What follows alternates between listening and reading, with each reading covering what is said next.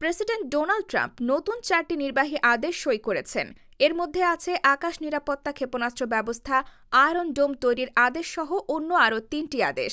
এর মধ্যে 2টি আদেশ হল বৈচিত্র্য, ন্যায়পরায়ণতা ও অন্তর্ভুক্তি উদ্যোগ এবং সামরিক বাহিনীতে একই কর্মসূচির কার্যালয় বাতিল করা। পাশাপাশি সেনাবাহিনী থেকে ট্রান্সজেন্ডার মতাদর্শ দূর করা।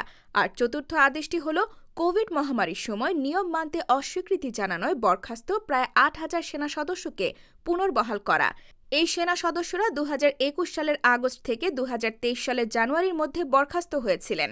সোমবার মায়ামি থেকে ওয়াশিংটন ডিসিতে ফেরার পথে এয়ারফোর্স ওঠানে বসে ট্রাম্প এসব নির্বাহী আদেশ সই করেন। ট্রাম্পের লক্ষ্য দেশের নিজস্ব আকাশ নিরাপত্তা ব্যবস্থা আয়রন ডোম তৈরি করা। এর মধ্য দিয়ে আকাশপথে ইসরায়েলের মতো নিশ্ছিদ্র পাহারা ব্যবস্থা গড়ে তুলতে চান তিনি।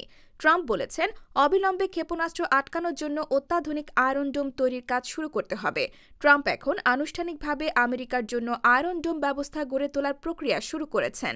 তার নির্বাহী আদেশের ফলে এখন ব্যালিস্টিক, হাইপারসনিক এবং অত্যাধুনিক ক্রুজ ক্ষেপণাস্ত্র সহ পরবর্তী প্রজন্মের আকাশ হামলা ঠেকাতে যুক্তরাষ্ট্রের জন্য ক্ষেপণাস্ত্র প্রতিরক্ষা ঢালের বাস্তবায়ন শুরু হবে, বলা হয়েছে এবিসি নিউজের হাতে আসা এক ফ্যাক্টশিটে।